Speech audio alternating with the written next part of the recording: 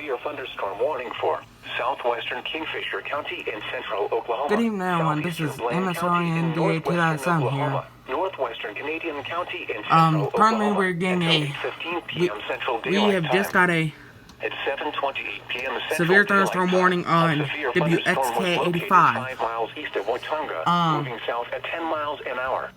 Unfortunately, it's not for 60 miles an my hour county, but this one is set. This is a radar indicated This is my been the year 120.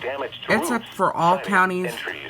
It's set up for all counties that are covered by WXK 5. For your protection, move to an And interior room on the lowest floor of a building. It's only set up for Oklahoma County, and then W300 set up for Oklahoma County. So, yeah. There we are. If I hear more alerts get issued, then I'll film them. So, yeah, once again, it's a severe thunderstorm warning. Severe thunderstorm warning. I'm not sure what counties, but one mine, because the W300 and W100 didn't go off.